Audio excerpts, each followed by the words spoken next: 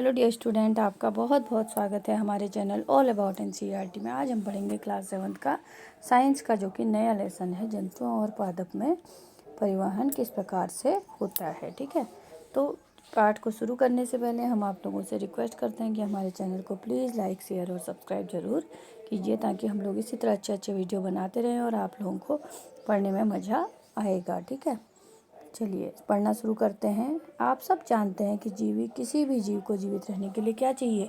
भोजन चाहिए, जल चाहिए और ऑक्सीजन की आवश्यकता होती है। इन सभी पदार्थों को अपने शरीर के विभिन्न अंगों तक पहुंचाना होता है। तो भोजन, जल और ऑक्सीजन जो है शरीर के विभिन्न अंगों तक पहुंचाना होता है। साथ ही जंतुओं को उन अंगों में उत्पन्न अपशिष्ट पदार्थों का परिवहन उस स्थान तक करना होता है जहाँ से उन्हें बाहर निकाला जा सके। यह सब कैसे संभव होता है? आखिर ये सब कैसे संभव होता है कि जो भी अपशिष्ट पदार्थ, बेकार पदार्थ हमारे शरीर में होता है, उसे बाहर कैसे निकाला जा सके? तो उसी को कहते हैं परिवहन। ठीक है, क्या आपको हृदय और रक्तवाहिनियाँ दिख रही हैं? इसमें देखिए, ये आपको हृदय दिख रहा है और ये रक्तवाहिनियाँ होती हैं सिरा, और धमनी जो होती है इसे रक्तवाहिनियाँ कहते हैं। हृदय और रक्तवाहिनियाँ संयुक्त रूप से हमारे शरीर का परिसंचरण तंत्र बनाती हैं। इस अध्ययन में हम पादप और जंतुओं के में पदार्थों के परिवहन के बारे में अध्ययन करेंगे। तो डियर स्टूडेंट, आप लोग अब इसको ध्यान से पढ़िएगा। हम इसे पढ़ना शुरू करते हैं। तो 7.1 जो है परिसंचरण तंत्र है। ठीक है, चलिए सबसे पहले इसमें क्या है? रक्त, जो कि ब्लड। जब आपके शरीर का कोई भी भाग कट जाता है तो क्या होता है? तो जब आपने देखा होगा आपके शरीर में कहीं पे भी कोई कट लगता है तो रक्त या रुधिर बाहर निकलता है। लेकिन रक्त क्या है? आखिर ब्लड है क्या? आपने देखा होगा कभी भी आपका शरीर का कहीं भी कोई हिस्सा थोड़ा सा भी कटता है तो उसमें से रक्त निकलता है, बहने लगता है। ठीक है, लेकिन आपको ये पता नहीं है कि रक्त आखिर है क्या। रक्त वह तरल पदार्थ या द्रव है जो रक्त वाहिनियों में प्रवाहित होता है। रक्त उसे कहते हैं जो कि रक्त वाहिनियों में प्रवाहित होने वाला एक पदार्थ है, जो कि हमारे शरीर में प्रवाहित होता है। यह पचित भोजन को क्षुद्रांत से शरीर के अन्य भागों तक ले जाता है। ये जो पचा हुआ भोजन जो हमारे शरीर में आता है, उसको छोटी आंत से शरीर के अन्य भागों तक ले जाता है। फेफड़ों से ऑक्सीजन को भी रक्त ही शरीर की कोशिकाओं तक ले जाता है। फेफड़ों से जो है ऑक्सीजन को भी कौन ले जाता है? रक्त ही ले जाता है, जो कि शरीर की कोशिकाओं तक ले जाता है। रक्त शरीर में से अपशिष्ट पदार्थों को बाहर निकालने के लिए उनका परिवहन भी करता है। तो जो है रक्त के द्वारा ही शरीर से अपशिष्ट पदार्थ को बाहर निकालने के लिए परिवहन होता है।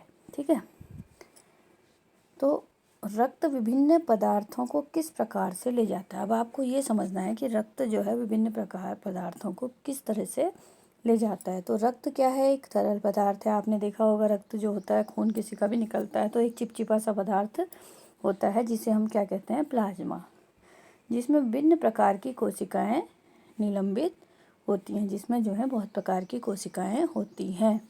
अब ये देखिए, आपको ये चित्र एक दिखाया गया है इसमें परिसंचरण तंत्र का। इसमें जो है लाल रंग की तथा नीले रंग में सिराएं और धमनियाँ दिखाई गई हैं। अब जो धमनियाँ ये हैं, ये देखिए इसमें इस चित्र में आपको मैं दिखाती हूँ। ये जो लाल रंग की है, ये जो लाल रंग की जा रही हैं, ये सारी वेन्स जो है इनको कहते हैं धमनियाँ। ठीक है, और ये जो नीले रंग की, ब्लू कलर की आपको दिखाई दे रही हैं, ये क्या है? सिराएं। इनको कहते हैं सिराएं। धमनियाँ और सिराएं जो कि रक्त को इधर उधर ले जाती हैं शरीर में। ठीक है, अब देखिए अगला क्या है। यहाँ तक आपकी समझ में आ गया। अब ये सोच रही है बच्ची कि रक्त का रंग लाल क्यों होता है? आखिर रक्त लाल ही रंग का क्यों होता है? ठीक है, आप भी ये सोचते होगे, तो हम इसे पढ़ते हैं। रक्त में एक प्रकार की कोशिकाएं लाल रक्त कोशिकाएं होती हैं, जिन्हें क्या कहते हैं? आरबीसी। तो ये क्या होती हैं? लाल रक्त कोशिकाएं, जिनमें एक लाल वर्णक होता है, जिसे क्या कहते हैं? हीमोग्लोबिन कहते हैं। हीमोग्लोबिन क्या करता है? ऑक्सीजन को अपने साथ संयुक्त करके शरीर के सभी अंगों में और अंततः सभी कोशिकाओं तक परिवहन करता है। तो हीमोग्लोबिन का क्या कार्य है कि ऑक्सीजन को अपने साथ संयुक्त करके, ऑक्सीजन को अपने साथ लेकर शरीर के सभी अंगों में अंततः सभी कोशिकाओं तक परिवहन करता है। हीमोग्लोबिन की कमी होने पर शरीर की सभी कोशिकाओं को कुशलपूर्वक ऑक्सीजन प्रदान करना कठिन हो जाता है। हीमोग्लोबिन की उपस्थिति के कारण ही रक्त का रंग लाल होता है। तो अब आपके समझ में आ गया होगा, जो रक्त में हीमोग्लोबिन की उपस्थिति होती है उसके कारण ही रक्त का रंग हमारा लाल होता है। ठीक है। अब देखिए, रक्त में अन्य प्रकार की कोशिकाएं भी होती हैं। अब और रक्त में एक तो आरबीसी हो गई, ठीक है, क्या कहते हैं, आरबीसी कोशिकाएं आपने पढ़ी अभी, जिसे कि लाल रक्त कणिकाएं कहते हैं, कोशिकाएं कहते हैं। और दूसरी होती हैं डब्ल्यूबीसी, जिन्हें श्वेत रक्त कोशिकाएं कहते हैं। ठीक है। ये कोशिकाएं उन रोगाणुओं को नष्ट करती हैं जो हमारे शरीर में प्रवेश कर जाते हैं। तो श्वेत रक्त कोशिकाओं का काम क्या होता है, ये हमारे शरीर के उन रोगाणुओं को नष्ट करती है जो हमारे शरीर में प्रवेश कर जाते हैं। बूजो खेलते समय गिर गया और उसके घुटने में चोट लग गई। अब बूजो एक बच्चा है जो खेलते समय गिर गया, उसके घुटने में क्या हुआ, चोट लग गई। कटे हुए स्थान से रक्त बहने लगा।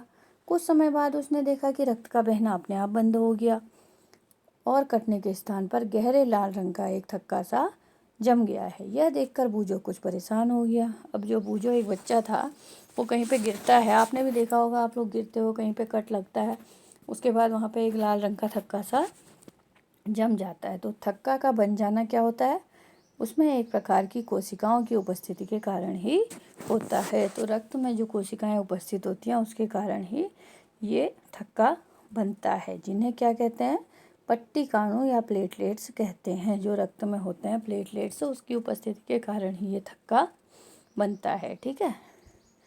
अगला है रक्त वाहिनियाँ। अब देखो, अब आपको समझना है कि रक्त वाहिनियाँ क्या चीज़ है। शरीर में विभिन्न प्रकार की रक्त वाहिनियाँ होती हैं। अब शरीर में जो है, हमारा जो ह्यूमन बॉडी होती है, इसमें विभिन्न प्रकार की रक्त वाहिनियाँ होती हैं जो रक्त को शरीर से एक स्थान से दूसरे स्थान तक ले जाती हैं। तो इनका कार्य क्या होता है, रक्त को एक स्थान से दूसरे स्थान तक ले जाते हैं। आप जानते हैं कि अंतः श्वसन के समय ऑक्सीजन की ताज़ा आपूर्ति फेफड़ों को भी भर देती है, फेफड़ों को भर देती है। रक्त इस ऑक्सीजन का परिवहन शरीर के अन्य भागों में करता है। ठीक है। तो आपको ये समझना है कि अंतः श्वसन के समय, जब हम अंतः श्वसन करते हैं तो ऑक्सीजन की ताज़ा आपूर्ति फेफड़ों को भर देती है, दोनों फेफड़े जो हमारे होते हैं उनको भर देती है। तो रक्त इस ऑक्सीजन का परिवहन जो है, खून ही हमारा रक्त जो होता है, इस ऑक्सीजन का परिवहन शरीर के अन्य भागों में करता है। ठीक है। तो आपके समझ में ये आया होगा।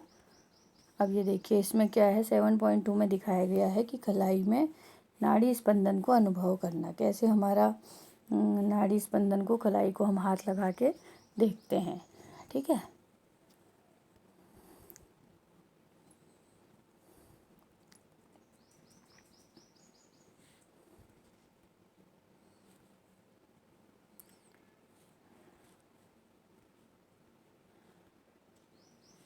साथ ही रक्त कोशिकाओं से कार्बन डाइऑक्साइड सहित अन्य अपशिष्ट पदार्थों को भी ले जाता है।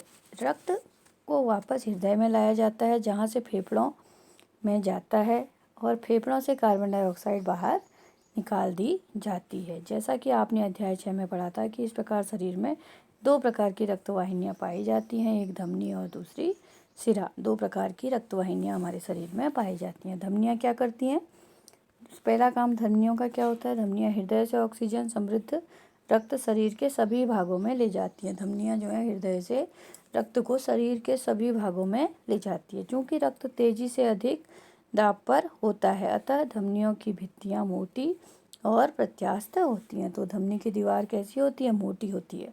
हम धमनियों से रक्त के प्रवाह का अनुभव करने के लिए क्रियाकलाप करते हैं। ठीक है। अब इसके लिए आपको एक प्रयोग करना है, वो क्या है, अपने दाहिने हाथ की मध्य और तर्जनी उंगली को बाईं कलाई के भीतरी भाग पर रखिए। ठीक है।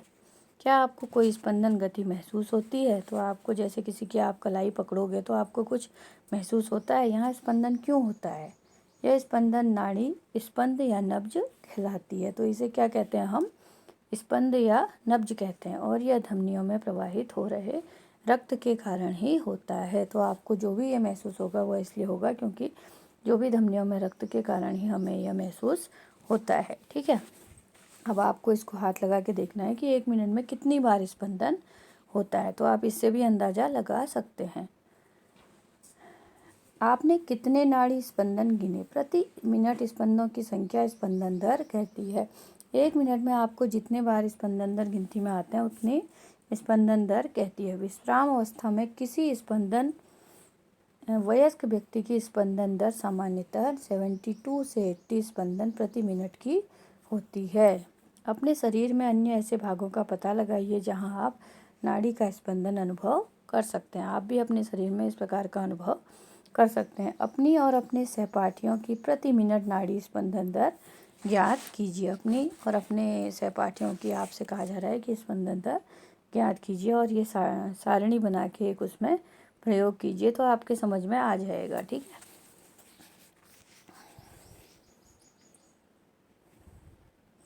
ये रक्तवाहिनियाँ जो कार्बन डाइऑक्साइड समृद्ध रक्त को शरीर के सभी भागों में से वापस हृदय में ले जाती हैं, सिराएं कहलाती है। एक तो धमनियाँ हैं। धमनियाँ क्या करती हैं? हृदय से सभी अंगों में शरीर का जो रक्त होता है उसको प्रवाहित करती हैं, पहुंचाती हैं। और सिराएं क्या करती हैं? रक्त को शरीर के वापस हृदय में पहुंचाती है। कार्बन डाइऑक्साइड रक्त को शरीर के सभी भागों से वापस हृदय तक ले जाती हैं। सिराओं की भित्तियाँ जो हैं पतली होती हैं और धमनियों की कैसी होती हैं? मोटी होती हैं। सिराओं से ऐसे वाल्व होते हैं जो रक्त को केवल हृदय की ओर ही प्रवाहित होने देते हैं। ऐसे वाल्व सिराओं में होते हैं। ये देखिए इसमें दिखाया गया है। ये बनी है धमनी, ये हृदय है आपका, ये सिराएं हैं और ये धमनी है। यहाँ से जा रही हैं रक्तवाहिनियाँ और यहाँ से वापस हृदय में आ रही हैं। ठीक है।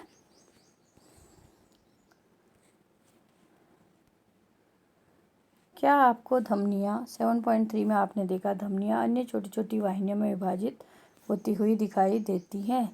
ऊतकों में पहुंचकर वे पुनः अत्यधिक पतली नलिकाओं में विभाजित हो जाती हैं जिन्हें केशिकाएं कहते हैं।